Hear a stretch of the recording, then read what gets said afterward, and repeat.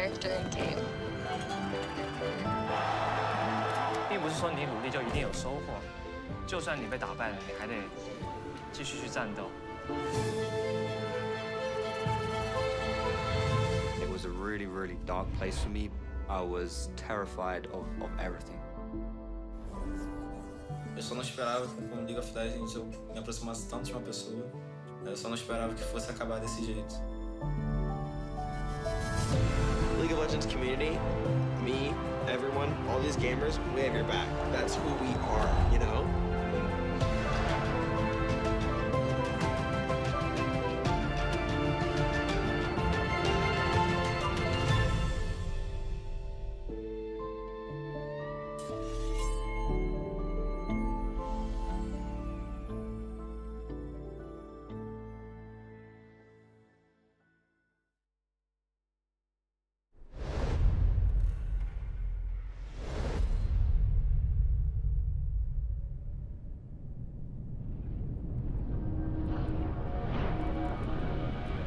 We've been ahead the whole game.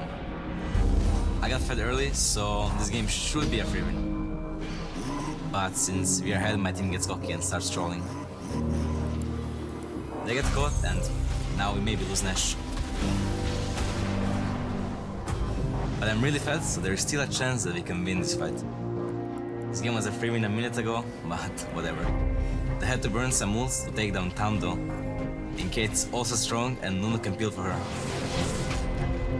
I know I have TP, but if I TP to the Nash pit, I get one shot and die.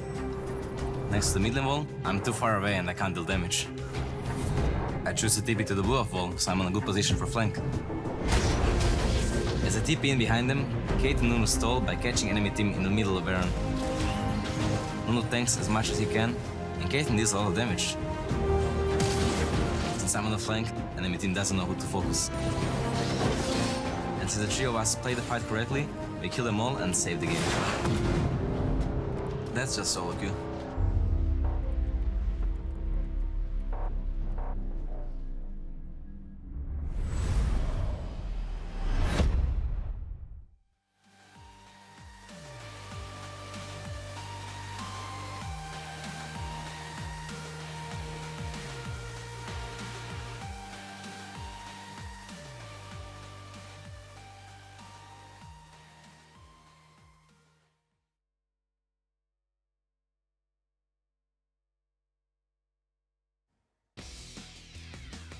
Welcome back to the OPL. My name is Michael Hingersing, and if you're just joining us, Legacy and Direwolves are tied with one game apiece in this, our match of the week. I'm joined here at the analyst desk to break down these games by our in-house OPL analyst Nathan Mendrix-Mendez and also Alex Manazir, Fairfax journalist about esports. Is it about esports? For esports. For I esports, apologize. yeah. I'm getting my prepositions wrong. Who knows? I think Anyway, that's what they call it, yeah. let us get into analyzing Game 3 because it's about to happen and it's kind of a coin flip at this point. Like, who's going to win this, Alex? What do Legacy need to do to shore up this victory? Well, they're back on red side this game, which is always a bit of an uphill battle. But they can take some good lessons away because they didn't win because Direwolves made huge mistakes. They just came with a better game plan and executed it better. Yeah, more of that. Oh, sorry. Did I cut you off there? I apologize. No. Well, Mendrix, for the Direwolves, what do they want to be doing in this third game? So now they've picked up Shermfire again, which is an interesting swap round for them, and they really do want to continue to make sure they get jungle priority for him, sort of benefit from the fact that they've brought him back into it, and also not rely on Legacy to make those mistakes that happened before, because they thought they had them pinned in that initial bot lane team fight, and Legacy didn't make a mistake, and that was what allowed them to sort of get control of the game. So they don't need to do that. Be proactive, yes, but you need to make sure that you're hedging your risks and taking the right fights instead of just going in for it thinking, yep, they're going to run into us now. Absolutely. And if you're Carbon having to play against two different junglers today, does that affect the jungler you're going to pick, the champion you're going to pick to play in jungle? Well, you know, he might be a little shook because Shermfire bodied him on Kha'Zix, but he can be proud of his play against Sybil because, yeah, he took a pretty big L early with that awkward double kill in mid lane, But like Mendrix explained earlier with the Spell Thief's Edge, he was able to get in the right mindset to say, hey, look, I'm a support jungler. I don't really need that much money, you know? If I'm there for my team, it'll be fine. Yeah. Mendrix, do you have any suggestions on champions you want to see Carbon on in this third game? If you can get his hands on Ivern, which he's shown fantastic proficiency on, that would be an amazing asset for the Legacy side. But the thing is that now that they're on red side, not blue, I expect there to be a ban coming for the Ivern. Maybe perhaps move towards a Rek'Sai instead of a Lee Sin, because it wasn't really the greatest performance. And seeing as he seems to be so good at enabling his own teammates, it would make sense for him to go for a jungler that provides that sort of initiation to get them going. Meanwhile, if you're Schernfire, you've got that blue side priority, you get those first picks. Do you think they're going to prioritize that Kha'Zix pick? Absolutely. If Kha'Zix is up, you take it, you know? I don't think Direwolves were actually expecting to be able to pick Kha'Zix for Sybil. I think they expected that Legacy would have picked it up or at least taken it out of the rotation. So that was a lucky break last game. But if they can get it again, that's a huge advantage. All right, well, let's get your final predictions before we go into Game 3. Mendrix, what are your thoughts? You sticking with your plan the whole way through? Whole way through, stick with my plan. It's going to be a 2-1. They've got the momentum this time, and as long as they, again, take a good game plan into it, they're looking good to win. Okay, you've just said it's going to be a 2-1. Obviously, that's mathematical. But I said 2-1 at the start, so, I mean, it has to be the case. But I'm just saying right now, sticking to my guns, 2-1 to Legacy. I haven't named the team. It's not important.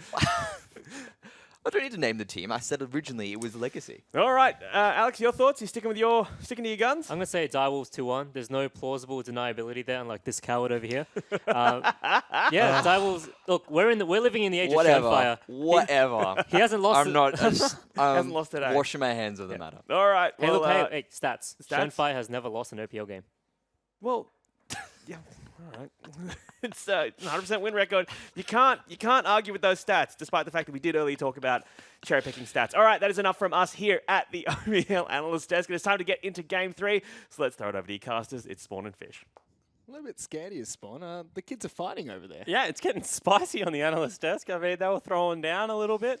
You know, why can't they just get along like we do, Fish? Exactly. I don't quite understand. You know, spread love, not war, guys. Come on, get it together. We're all in this together to bring a fantastic broadcast. Come on, guys. You can do it. Be an Ivan. Make friends.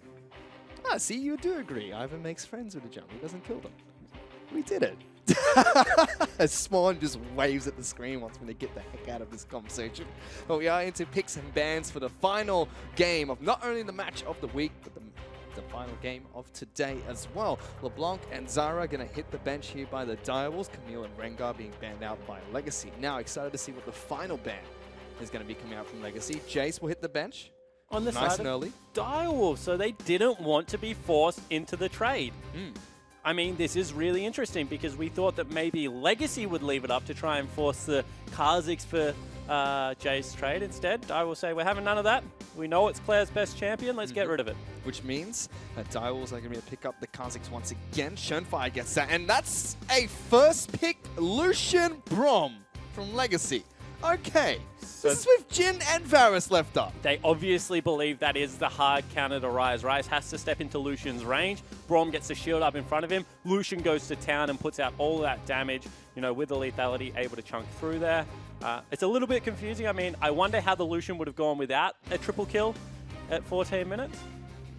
And Direwolves again sticking to the guns. They're like, all right, let's still go with the Ryze. We're comfortable with Fantix playing this champion. I do want to, however, bring up the fact that Direwolves are picking pretty good 1-3-1 comps, and Schernfire hasn't left mid lane this series. He has definitely been sticking to his designated lane. He is called mid in Champion Select, and he is not moving at all. So it's a little bit interesting to me. I think they have to take Ivan here, because otherwise it's just going to be banned away. Potential for Shen to be locked in again. No, but it said, yep, there's the Ivan pick. Direwolves did get the Varus as well this time, so no Jhin being picked up for them. Now I want to see what the next few bans are going to be. I mean, you can take away the Cassiopeia. They're all going away. I mean, I actually don't. I expect Corki to come out on Legacy's lineup, so I don't even think they'll touch Cassiopeia. I think we're going to... Oh, they did. That was weird, because I expect them to play as similar comp to Game 2 as Legacy can. They want a brawling comp that has the ability to take down turrets very quickly. I wonder if they go towards a Shen ban, because those shields were quite powerful on the Braum, I guess you could say. I mean, The only reason why I look towards Cassiopeia because internationally known to do well against Ryze and Oh, Lane. definitely. However, we saw that game 1 wasn't really the Different case. story. So a counter pick only works if you can play it. Without throwing too much shade, it did not look like they had a good grasp on that 2v2. Karma's the final ban from Legacy. This could potentially be the Shen ban. If not, it could be first picked here by Legacy. I mean, what's going to get through? The Cannon's going to get through? Does Tally go towards that? Ooh, Gangplank. So The final ban. Cannon's been banned twice by Legacy. Yep. I know that Tally plays it. How well does he play it? Because you have to assume that Direwolves are willing to pick that one up. But does he take it over Shen here? Worked very well with this team comp last game. I'm interested to see if Direwolves have any spanners to throw here as well. I feel like you have to. You don't ban something twice in a row. Corki, oof. You said they're going to go towards it. They lock it in, which means they're leaving Tally's pick for last. Claire's going to play that one into the Ryze. Now Direwolves have to show their hand. No surprises for Legacy anymore. They know exactly what they're going to round out their team comp with. Support and top lane is what they're looking for. Yeah, Tahm Kench didn't work out last game. I mean, you could see the idea coming out.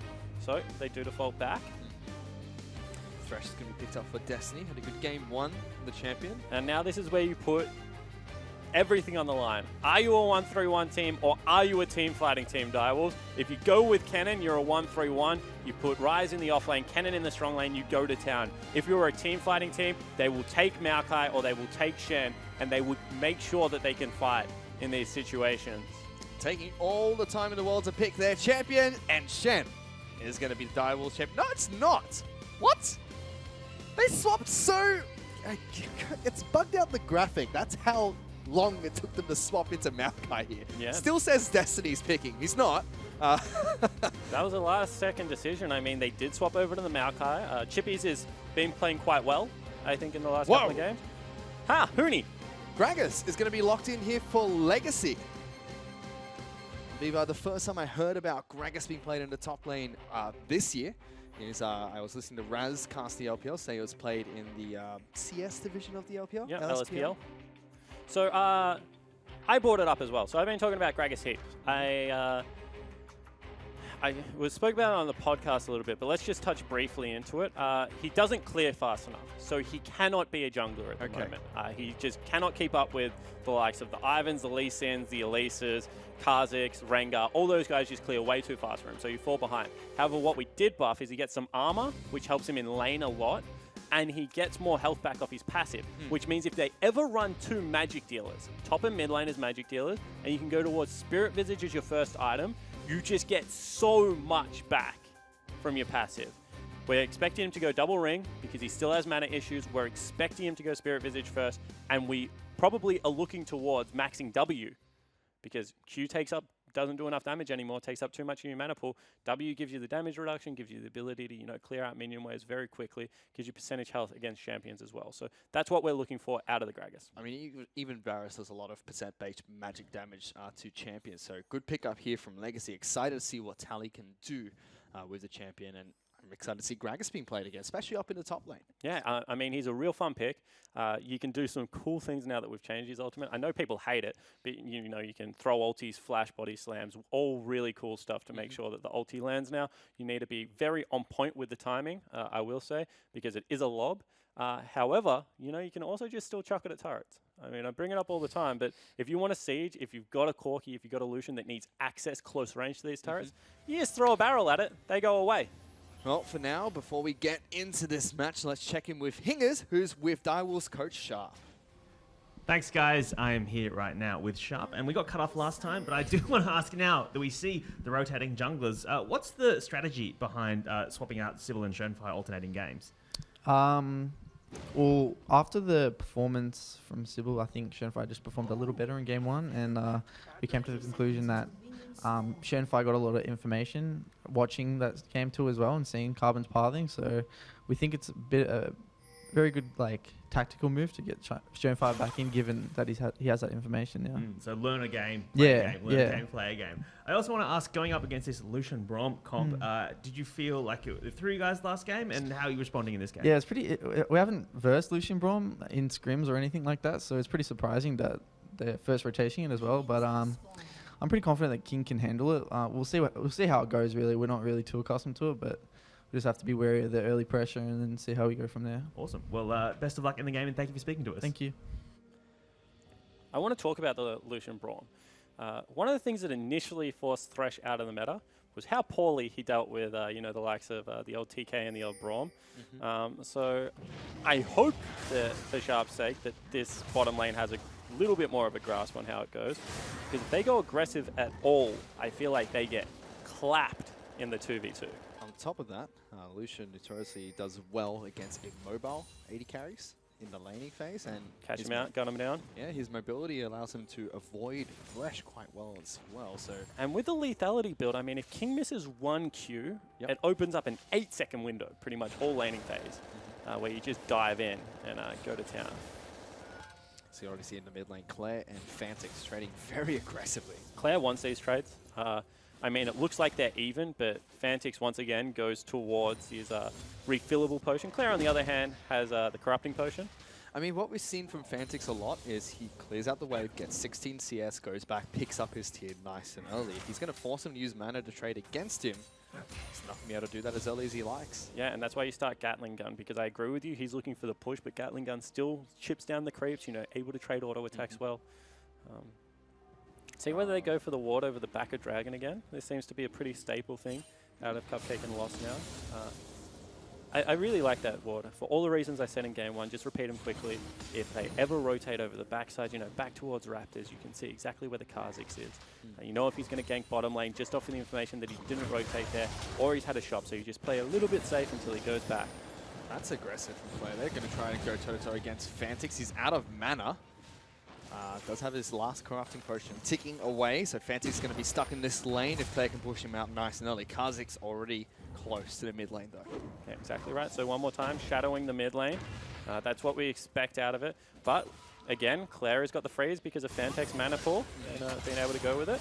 Lots of fighting going down in the bottom lane. It's actually Keenlick's got the upper hand in this one. Lost, gets exhausted, forced to use the heal as well. And a bit of a mistrade coming out from Legacy. Good engage into the creep wave. Also, early exhaust used out of Destiny. That's why it looks very one-sided. Lost did use his heal, whereas King kept his, but creep wave is a big thing there. I mean, Cupcake wasn't able to throw any abilities through that massive creep wave that had accumulated, and really nicely done.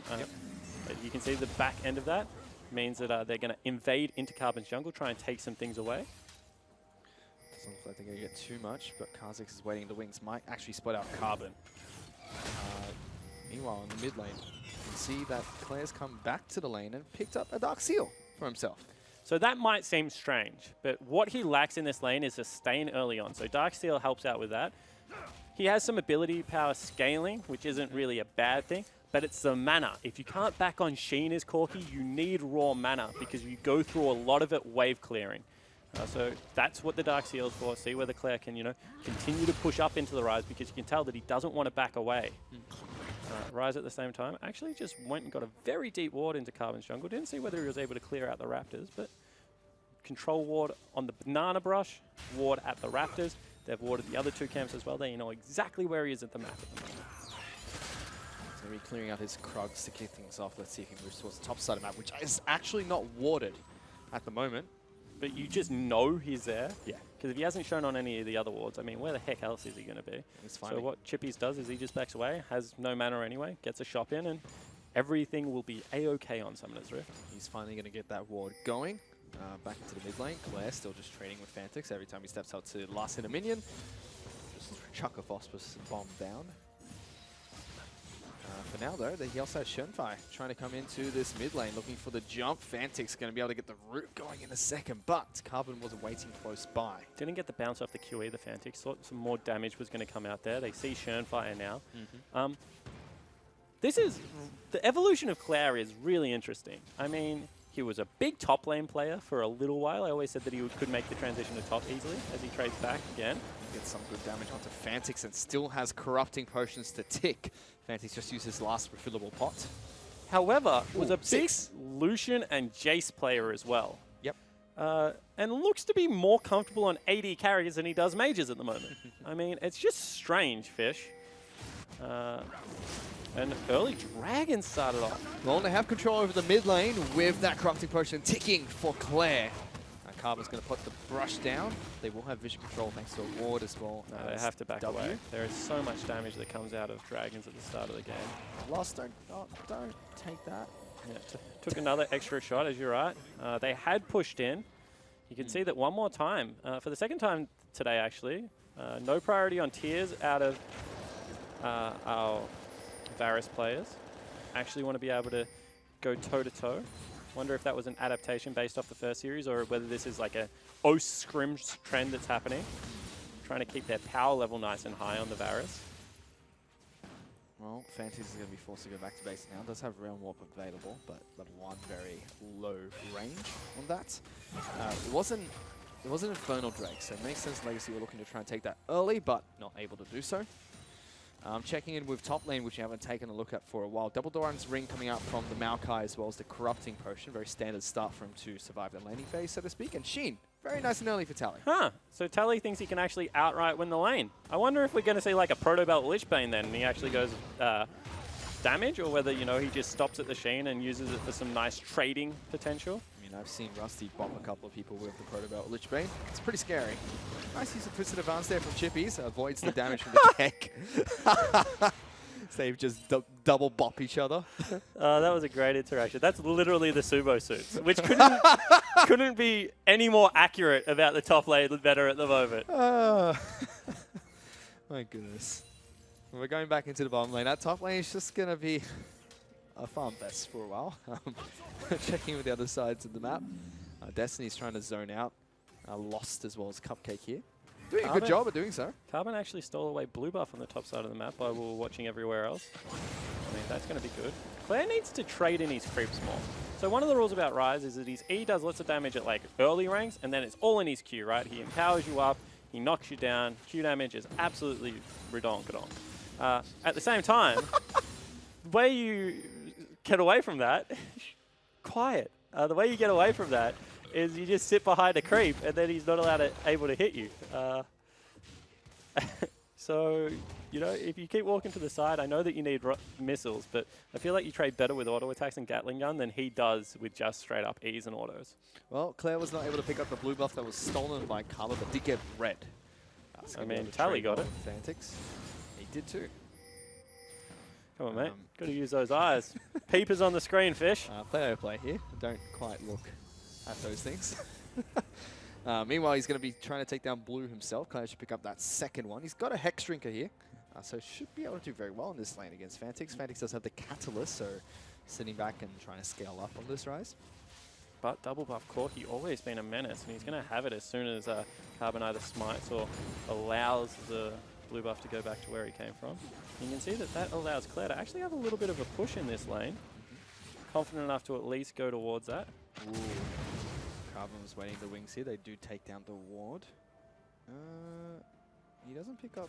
Oh no, that's Carbon's ward. I thought he already cleared that one. Using my eyes here. Okay, Carbon didn't smite. He just walked past it.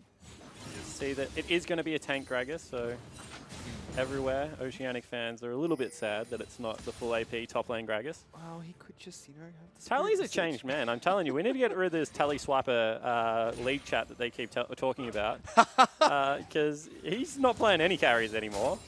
Even the Gangplank is a thing of the past. Yeah, I mean, it's been banned out so far by Direwolves. I don't care. He's not playing it, that's all I know. Oh, you might want to have a stern word to Sharp about that later on. As, they're just going to bop each other. We kind the of persistent know what's damage happening. out of Gragas is way higher, though. I mean, Tally's only sitting on a refillable potion, which is kind of what we're seeing in the mid lane. However, should be well in control of the sustain of this lane. You know, through the W, through the passive, just being able to drink. W stays at 30 mana, by the way, which is why you just max W, because it just costs you nothing to be able to continually spam that one out. Creeps give you back enough. Q goes up to like 100. It's ridiculously expensive. Cupcake actually using the door to block some CS Fish. Haven't seen this in a long time. It's been a while since we've seen Braum in general. King going to take quite a bit of damage here as they go for the engagement. Shernfire is here as well. Exhaust onto Lost. He's going to get taken down really low. He's able to hop, skip, and jump away. There's the culling, and Shernfire gets taken down. The drive-by comes out of Lost. The 3v2 for the Legacy bottom lane, and they absolutely style on the Dire Wolves. Lost take a bow because he absorbed all the damage as soon as the exhaust was gone, flashed out as well. That is so millimeter perfect out of Cupcake and Lost, and this duo lane is freakishly good. And for a champion that hasn't seen competitive play in a while, Cupcake is showing his mastery on Braum here, making sure he can continually protect Lost every single chance he gets. And now, big old Daddy Carbon's making his way down into the bottom lane. He's found Destiny, calls in Daisy with the big package from Claire as well, forces the flash out of the Thresh. They might just look for round 2 as well. And does that give them access to the Infernal Drake? Because Legacy, time and time again, have been able to get the first Drake in the game. Actually looks like they want to go back to lane, so not going for it. You could see that was a thought on Direwolf's mind. Shernfire down by Daisy, gets the knock up, gets snared as well. Claire gets some damage down onto the Kha'Zix. Daisy will just die. Poor guy. And finally, it's the Legacy squad that has advantage in the early game. I mean, the thing that's always been consistent in the Direwolves game this split so far, even against the Chiefs, is how well they dictated the flow of the game through good vision. However, playing against a control jungler like Carbon is always difficult. He's in trouble, though. Carbon's going to be able to jump away, but Fantix still gets that last auto attack down. Ivan is going to fall as he yells timber. And Shernfire finds a kill in the jungle. Yeah, unfortunately didn't see how that one started up. I assume it was over the Raptor camp, so good pathing out of Shernfire. Speaking He Shall Appear, certainly has looked to be one of the better junglers at, you know, scouting out where people are going to go. It was always why people were excited about this guy. I mean, not only is he great mechanically, but he's incredibly smart. Yep. So, you know, Carbon gets cleaned up. Direwolves back in the gold lead after what was a big back and forward. Certainly was. 19,000 gold for both of these teams at the moment. We're back up in the top lane, Spawn. Nothing much has happened so far. We're literally watching a Gragas recall for some reason. They're going back to base. Gonna pick up a couple of shops. Just wanted to show us the shiny dome of that weird Gragas skin. I mean, for now, Legacy are going to move Cupcake and Lost back into the bottom lane. He's picked up the Youmuu's Ghostblade already. Tier finally complete for King. Picked that up after Youmuu's as well. Destiny looks for the hook. There's the prowess of Lucian, just able to dash away from any skill shots. but one more time, they're looking for those windows. I mean, the reason that Destiny wanted to go for the fight then was because there was 3 creeps in the way. It means that Cupcake can't really trade back. So, you know, you can see that they understand that part of the lane. Honestly, what a back and forward game so far. Creep score up. It's been fluctuating back and forth. The only real huge advantage is the fact that Shernfire has put the jungle on hard farm and gotten way more like Raptor camps and Krug camps, which means that his CS is skyrocketing. 37 up with equal in levels is nothing to scoff at here. See that transition since we're until later on this match. For now, again, just Fantix and Claire clearing out their waves. Legacy do not have the blue buff on their mid laner just yet, so Fantix is going to be very happy stacking up his tier.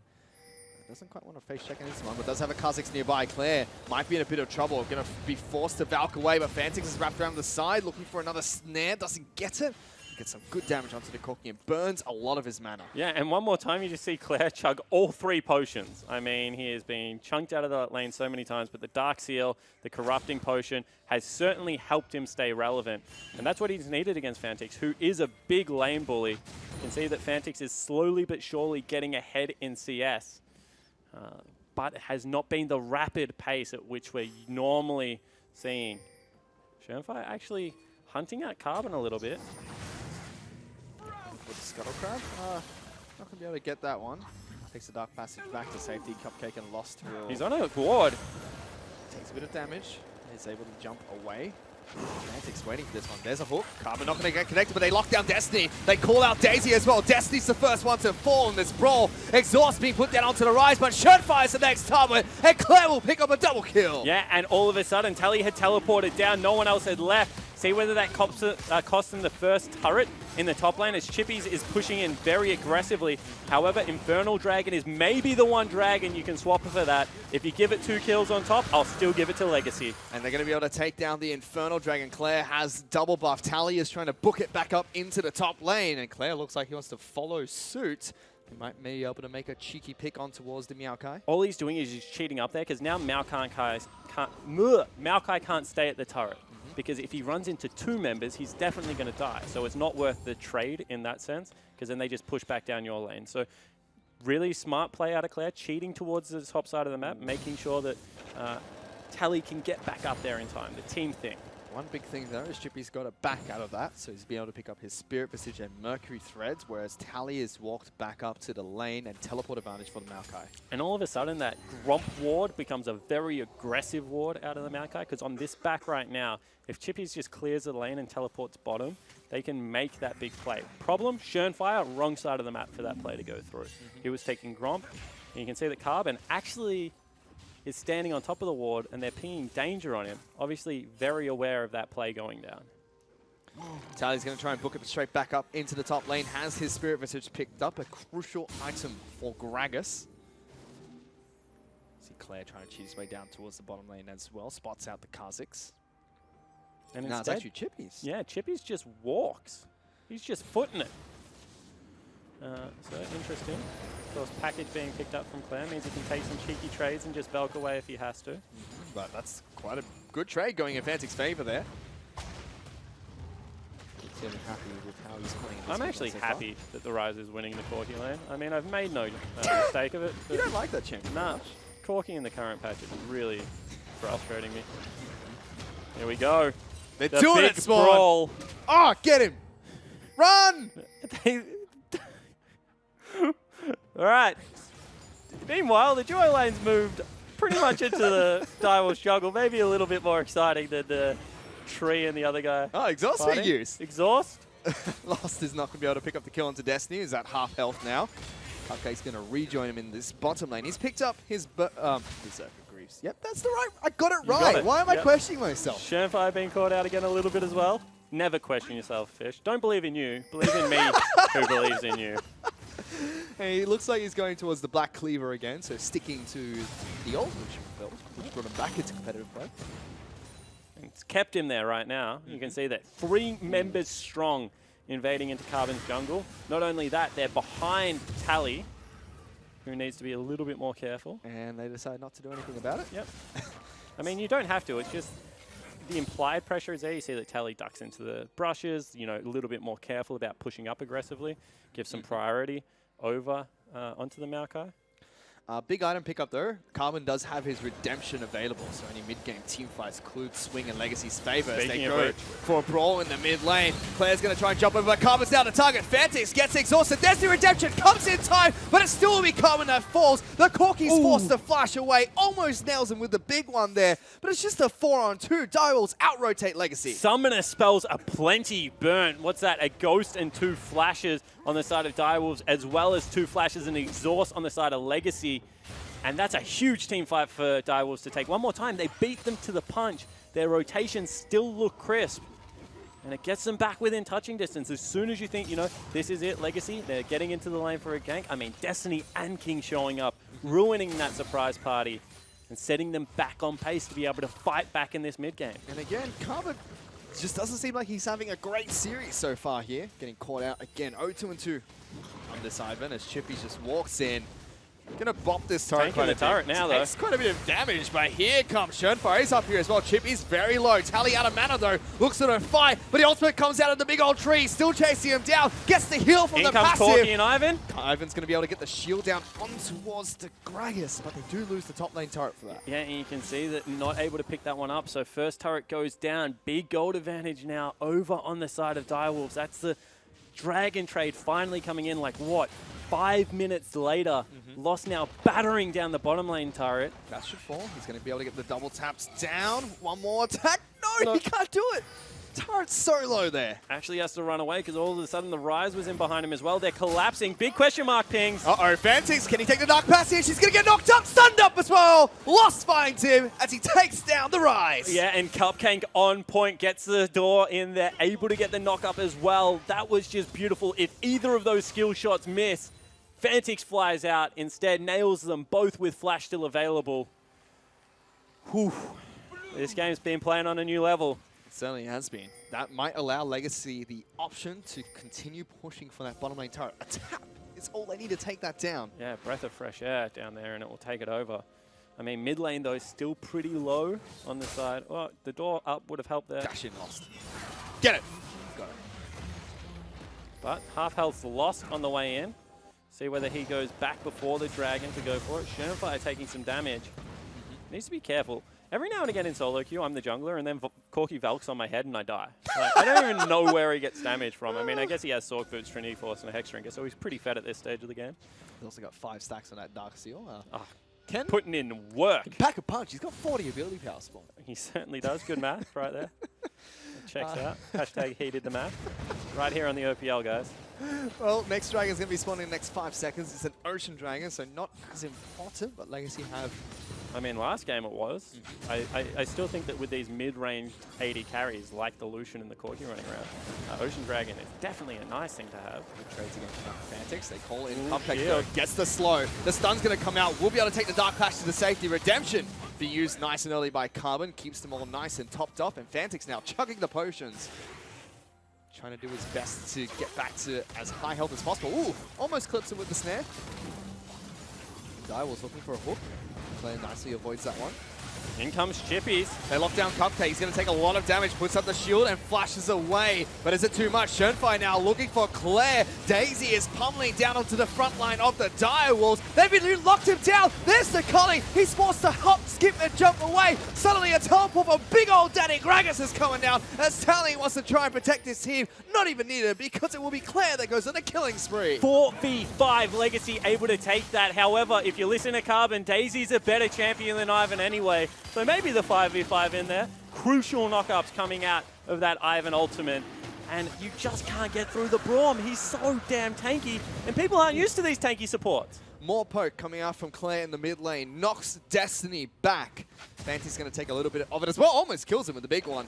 As Legacy will be able to take down the mid lane out to turret as well. They've even got Lost pushing in the bottom lane, soaking up gold in all areas of the map. Yeah, potentially. This might be an overstay. I mean, Chippies is up in 5 seconds. They have teleport available. See whether any form of punish is going to come out. Looks like Legacy will be able to retreat. So they get a dragon, they get a kill, they get a turret. And maybe feeling a little bit more comfortable. 2,500 gold. Not going to call this one anywhere near done. Just because one more time, Shernfire is 2 levels above Carbon. He is. Is 70 CS up, Fish. And if he ever hits Lost, he's going to kill him. Big item pickups coming out from the teams though, as Tally has got his Frozen Gauntlet here. Calling me used by Lost in the mid lane just to clear out the wave. He's gone back to the Black Cleaver into the Zeal item next. Now, Fish, we've been through it. Frozen Fist, Iceborne Gauntlet. You can't call it a Frozen Gauntlet, mate. You just combine the nickname with the actual name. It doesn't work that way. Well, it's a hard spawn. You should know this. On the flip No, side. I do know that. Hey. We've talked about this as a duo. On the flip side, Chippy's has got his heart frozen with the Surge up in the top lane. Rise still stacking on the mana, but King still sitting on 1 lethality item. And I know you don't like Corki very much, but Claire's going towards your personal favorite build with the Zeal item picked up second. Yep, of course. That's probably going to be a rapid fire cannon into an IE. Just means that the poke damage is a little bit unreasonable. If he ever gets in range and hits you with the Trinity Force proc, of course, the rapid fire cannon, as well as a crit, you take a lot of damage. They've got the package on Corki, jumping on top of Shernfire, Exhaust going down as well. That's exactly what you were talking about. Valk's on your face, does a lot of damage. Dark Passage keeps him safe. However, Exhaust came out, so that's a win for Direwolves right now, because they certainly need a couple of those in the team fight, and they have none available. See whether they go towards something like a Baron here. Chippy's potentially caught out, whether it's the top lane that they want. Well, Gragas is engaged onto the Maokai, knocks him back. Chippies goes straight on top of Lost. He's got no flash. The tree is slowly getting cut down by Legacy. And that's going to be a pick. Gonna take a while. For them. Yep, so he dies. At the same time, Lost nearly died as well. Because we've talked about this. Lucian doesn't deal with tanks well, Fish. However, it is a kill. They grab a fat minion wave for themselves as well in the top lane. Going to be able to slowly push that one up. But if that is... That should give hope to the Direwolves. I mean, that took a very long time for Chippies to fall down. You can even see Fantix was pushing out the bottom lane there. We mentioned he hasn't left the mid lane so far. It's Rise now finally branching out into those sideways. I mean, he needs to. They need to actually get some semblance of a 1-3-1 going. Varus clears out waves in the mid lane absolutely fine. There's no reason they can't park their Joy lane mid and just, you know, challenge the Corki to a long lane fight. I mean, how is he going to be able to outrun Fantix with Ghost and Flash at this stage of the game? Tally looking to get some damage on the top lane. Outer turret, Fantix is sent up to deal with that. Clears out the minion wave. Nice and easy, approaching 300 CS. Rapid fire cannon has been picked up by Claire. It's a big item power spike for the Corki. Legacy are rotating multiple members in towards the top lane. Clearing out wards as they cross the river. So they want to siege up the final outer turret they have left to take down. Maokai is in the bottom lane with teleport. Tally's is coming back up in a couple of seconds, so he will match him there. And this is where the Lucian Braum duo is really tested, because when we listened to Coach Soul Strikes, he said this is why we pick it, because it does well into the Rise. Corki should be able to wave clear mid with Ivern. There's no real dive threat happening there. Can they actually go toe-to-toe? Because they're in a long lane. Everyone's heading up there at the moment.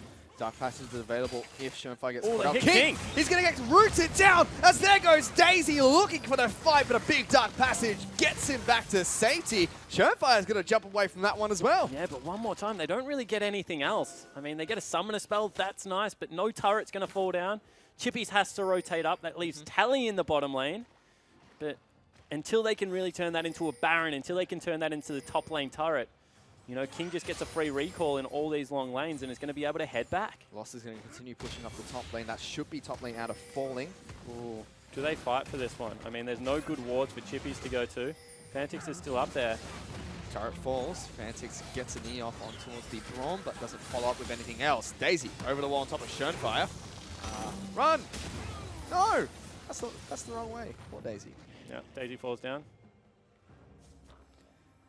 But they do take the top lane outer for that. Legacy now 4,000 gold in the lead. Shernfire, you're running into Claire, buddy. There goes the Valkyrie over the back of that fight. Destiny's flashing in as well. Gets a big hook. Shernfire's gone. Rapid fire cannon gives him that extra range he needs. And now Fantix has to flash away from them. Cupcake's getting locked down by the ultimate. As a good hook on towards Claire. Should be enough to lock him down. Valk's out of there. Gets back to safety. Chippies has got to flash away. This is one scrappy fight coming out from Legacy and Direwolves. Even King has to flash out of that one. And this game is deteriorating rapidly. Both teams just want to brawl at this stage. I mean, we keep going back to it.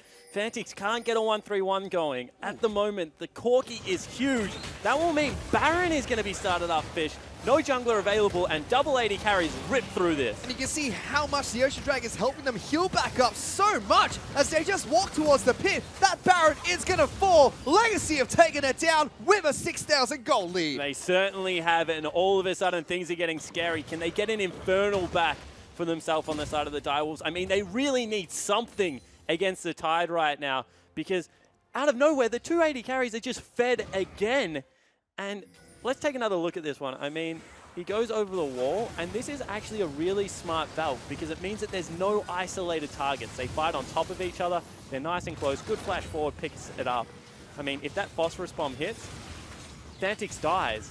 And this was saved by a really clutch ult out of King. I mean, otherwise they would have kept chasing through. The fight continues. I mean, flashes were burnt everywhere, but still, it is the Legacy lineup in complete control.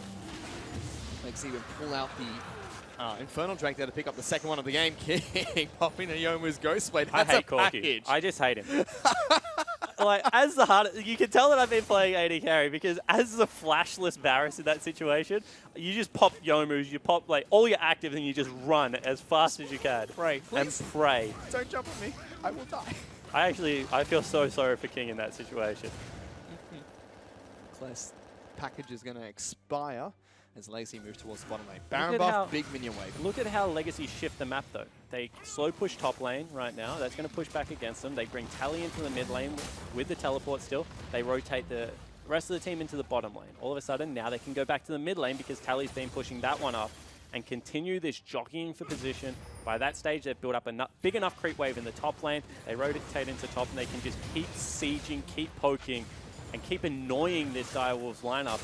And you can tell that the Direwolves want to fight. But without a tank jungler, without teleport, they just cannot get away in. That's another inner turret that falls. Legacy do have a big minion wave pushing on the top side of the map, but it is very deep into their territory, so it will take some time to collapse onto the final inner turret. Slowly just bleeding out the Direwolves here. approaching 7,000 gold in the lead for Legacy. 2 Infernal Drakes as well. Going to help them out quite significantly. Yeah, and finally, I mean, the Dragon priority. They took double Mountain in game 1. That didn't really help them at all, as Direwolves caught them at the Baron, trying to sneak that one away. Yep, certainly did. Agree with you. This time around, however, double Infernal. That's pretty good. Let's see what Legacy are going to do here, because they do have that big wave top. Can potentially move with it to push down that final inner turret. It's actually Claire that's on the bottom side of the map, picking up his blue buff. Tally does have teleport available. Chippies does not. And still at this stage of the game, the double 80 carries are absolutely monstrous. I mean, what really is there more to say? Ryze, if he ever gets access to that backline, is going to shred them. I mean, no MR picked up for loss. Shernfire, if he's ever unlocked, can isolate a target. He's going to blow people up. But with the double supports, especially one being Braum, it's just so hard to actually execute upon. And they just have the siege comp ready to go. Even with Tally playing disengage with that, Gragas able to disperse the rest of the Direwolves. Shernfire forced to hop away. They take down the final inner turret of the game and look to push for more. Direwolves still have good wave clear, so it's very hard for Legacy to get in towards the base without a pick. See Destiny again using that hook just to destroy the Baroned up cannon minion. But yeah, they're just going to take all the inner turrets. Baron buff runs out, and they use that time to go back to base, potentially pick up some more items. I mean, both teams wanting to play it real clean today, Fish. I mean, they understand the gravity of this game. You only get to play each other a couple of times, and now maybe looking for a big engage in that mid lane as Direwolves looking to push up. Chippies, if you're not careful, you're going to die. Uh-oh, here comes the big old trees. They jump onto the tree himself. Chippies locked down, forced to flash away. No dark passage for him to get back to safety. They've taken down the tankiest member of the team. Redemption even being used to top them back up. Nice and healthy, and they should start to begin their push. Exactly right. It is a big death timer at this stage, and that is a soul tank falling down. Chippies, 40 seconds still left. Legacy actually don't capitalize on it. They're just going back to base. They obviously have some big items to pick up, because that could have potentially been a base-breaking push. Definitely could have been, but they do go back to base, pick up a couple of items for themselves. See, Vamp Scepter already been picked up here. Here's that pick again to the Chippies. Nowhere to go. Yeah, tried to flash onto the lantern. You can see that the brush hit it from him. That means that, you know, couldn't get it, went back in. And he actually hit the lantern, got body slammed out of it. Oh, too. really? Is that what it was? There you go. Brush hit it for a second, jumped back on it, body slammed out by Tally. See, that's why I have you around. Good catch. Sometimes. But yep, Maokai's going to come back up. Does have teleport available. High E for the Corki now done. Yeah, that's not pretty. Yeah. Couple of crits, you're dead. 5-0-1. Clay at the moment sitting on his final item to be completed. More Vision Wards coming out from Legacy at the moment. Double Locket behind Solari, and Knight's Vow picked up as well. They don't want people on their team to die here, Spawn. They're ready. Yeah, exactly right. I mean, it's just, if you're Legacy, this is the situation you want to be in if you're Lost or Claire. I mean, you just got 2 big old supports and a tank frontlining for you, and then you just get to sit at the back and take pot shots with your Zeal items. I mean, that's a great situation to be in. Lost has even got Phantom Dancer here, so he's not going to take too much damage in these fights. Yep. So they're just happy with waiting here. Another Dragon coming up soon. Should be on the Dragon, I believe. Yep. And a Baron coming up at the exact same time. Package should be available when they spawn. So let's see which objective Legacy decide to pincer Direwolves towards. And I think because this has hook onto Cupcake. Doesn't care too much. Pops the ultimate. Forces a flash out of Destiny and the ultimate from King on top of that. He's going to try and go back in. Gets slowed down a lot by the slow field from Braum. So Claire forced the Valk away. Lost now, trying to go on top of Destiny. Colin going down, that's a lot of damage on towards him. Lost gets the kill! The solo kill onto Thresh! And Lost is a monster! I mean, dashing forward, double summoner spells available, knew that Destiny didn't have his flash, and just takes the jewel. I mean, he is playing like a man possessed today. And they're setting up for another game. Chippies don't walk that far. Tally's on top of him. Gonna get the slow down. The tree will get cut down as well. Doesn't take that long anymore. Claire will get the kill for themselves. That's 2 members of the Direwolves dead. And you can actually see the frustration creeping into the Direwolves play. I mean, we were complimenting them for the fact that they've cleaned up what was pretty sloppy play versus Tainted Minds last week. However, you can see that was a solo face check at 35 minutes into the game. Going to give over Elder Dragon. Player might die though for this. He's face checked in. No, that's two Cupcake. people. Cupcake, sorry. He's face checked into 2 people, but gets a redemption. He's actually going toe-to-toe against Shernfire. What the heck? Claire, though, forced to flash away. There's the hail of arrows. There's another piercing arrow. King takes down 2 birds with 1 stone as he gets the shutdown of Leclerc. Tally has teleported behind them, gets a kill. Gets the body bop, finds 1. Now Destiny's in trouble. Look at the burn, baby, burn coming out from Elder Dragon. Destiny's going to fall as well. Lost gets that kill. And all of a sudden, if you are the 2 remaining members of the Direwolves, you are on the wrong side of the map. They're going to Realm Walk away, but Oh, Tally, my goodness, bops them straight back into the lane, takes up all the damage he needs. Body Slam's going to come out soon, gets 1 of them, forces King to flash away. Fantics is going to fall. My goodness, this guy's a monster. That was a huge cast out of Tally. I mean, the max range ones still take the exact same amount of time. That flies out, knocks them both back away from the base. Going to open up Baron potentially. King's available, Chippy's available, but they don't want to go anywhere near it. I mean, Direwolves are losing their bottom lane inhibitor turret at the same time. That's going to fall. They go to the mid lane instead, lose that, and Baron and Elder Dragon Legacy are on their way to victory here, 11,000 gold up. Yeah, I mean, and as I said, they've been playing so clean. Got to compliment Direwolves. I mean, first couple of games today looked absolutely nothing like the games last week that they were playing, but, you know, a couple of solo plays, a couple of face checks. You can see they're certainly, you know, slipping into some old habits. This has been a great series. It certainly has. The game of the week is delivering. Legacy, after looking completely down and out in the first game, bounced back in a big way. Direwolves certainly living up to the hype, re-establishing themselves as a team-fighting team. I mean, have not seen any 1-3-1 out of them. They've been trying to go toe-to-toe against some of the best. Opposite to the Dark Passage, gets back to safety. And one mistake now is crucial for either team. Yep. I mean, if Legacy die, they open up mid lane, Direwolves are going to push straight back down, equalize gold nearly, and it's going to be right back on. If Direwolves lose anyone, it's pretty much GG. Well, Legacy have pushed into the base. That's an open inhibitor that falls with ease. Direwolves give it up. They can't fight at the moment. Elder Dragon buff is going to wear out shortly. Yeah, what you need to do is you need to ride that Elder Dragon buff by the very corner and fight them as soon as it falls down. You lose 2 against a Corki, like against a double 80 carry comp in general, you're just not going to be able to establish yourself back in the game. Instead, Legacy back away because they know it's not available. Well, Elder Dragon buff is gone, but still so much time on Baron. Ooh, Tally's going to show top. Chippies has teleport. There's some wards behind Legacy right now. This might be the moment to go. Realm Warp is available as well.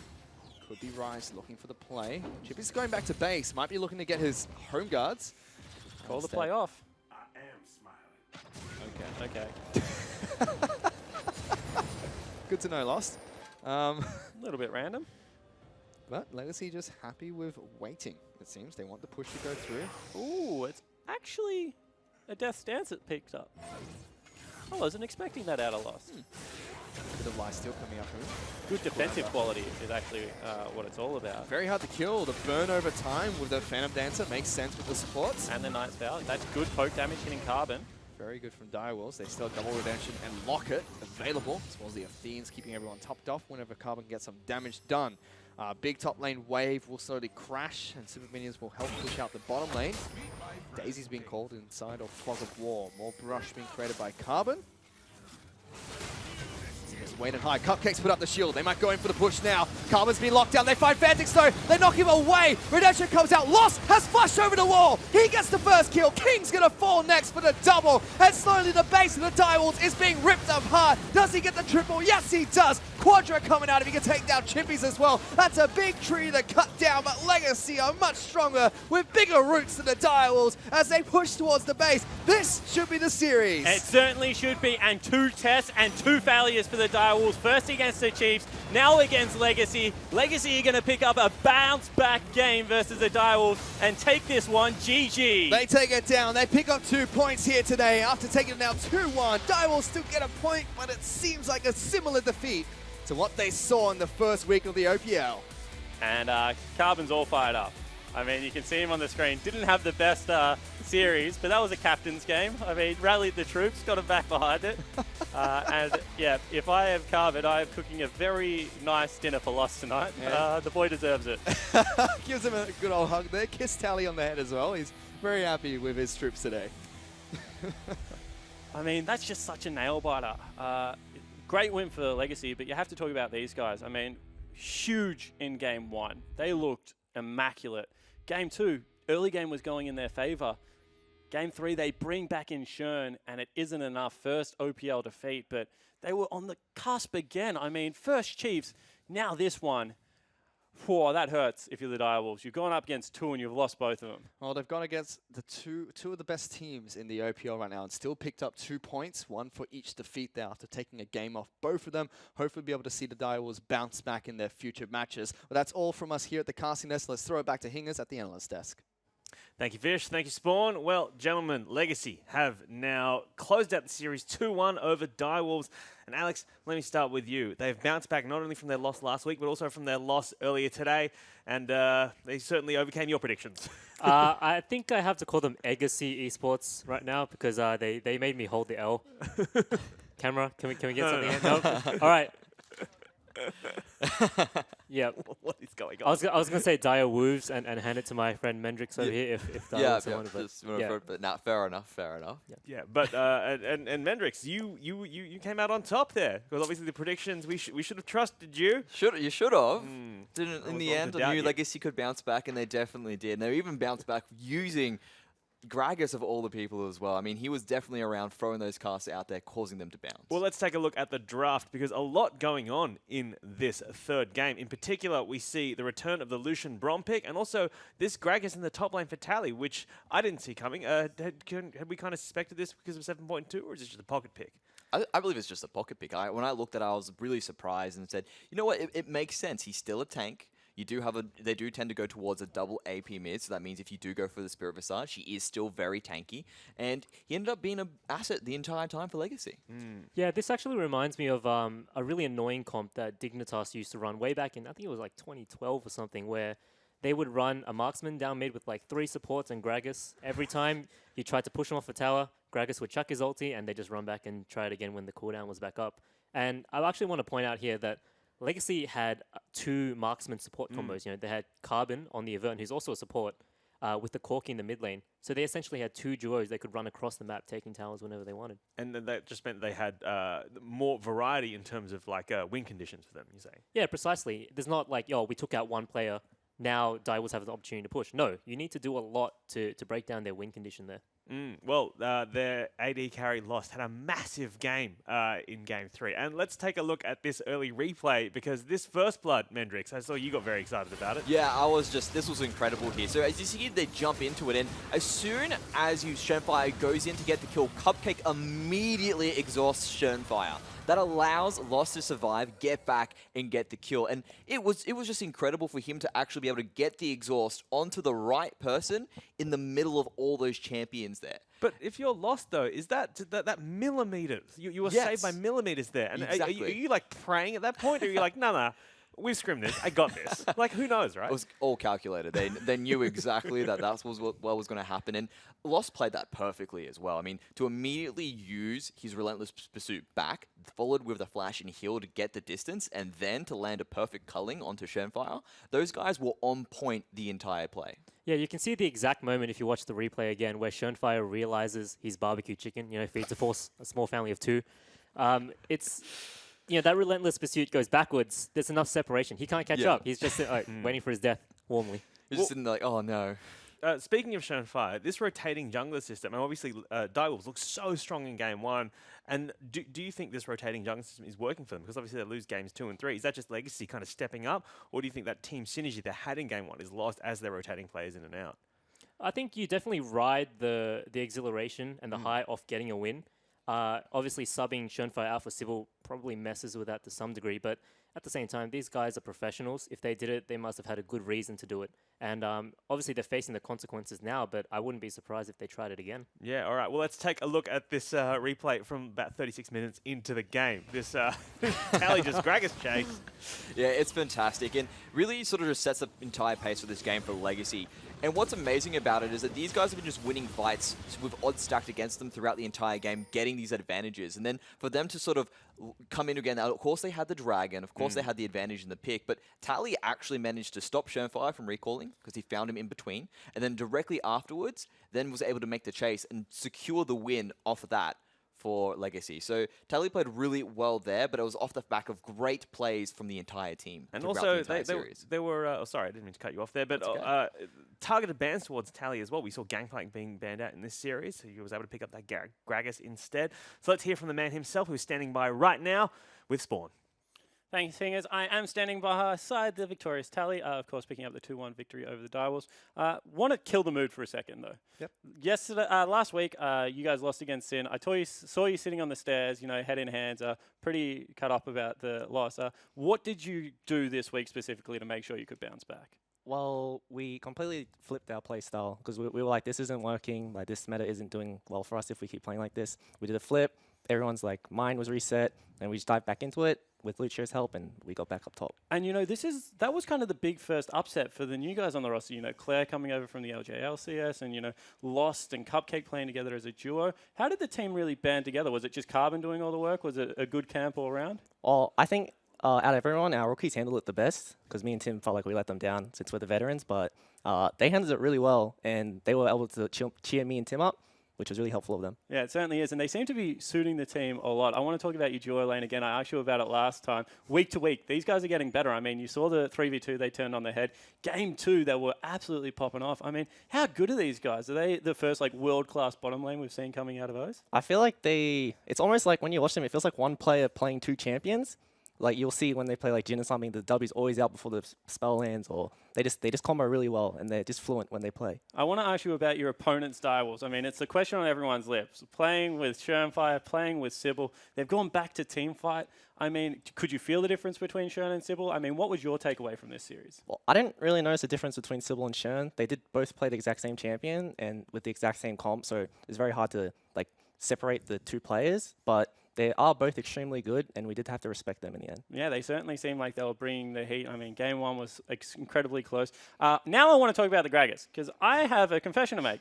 I had a chat to Carbon when he was on the desk, and he said, Gragas can't jungle, and he said, however, that I taught him something about the ultimate. Did you guys pick up the Gragas with double AD carry just to force people off turret, or was that a pocket pick? Tim told me that he watched the LPL, and he said that Gragas can ult them off or on the tower, and you should look to do that. Well, I guess that was you who told him that. Well, there you go. Carbon just claiming all the secrets behind the Spawn playbook. Thanks so much for joining us. We're going to head back to the desk to close out the night. There we have Spawn there, just trying to claim credit right at the end. Just like, no, just so we know. I was the genius behind all of this. If anything, I should be taking credit for all this. So congratulations again to Legacy for the win and to Tally for that win he was a part of. But let's take a look at our Radiant medal for today. And the winner is Cupcake. Medal tally, he's won 1 medal, 9 votes out of a possible 24. And that last game, 0 kills, 1 death, 12 assists.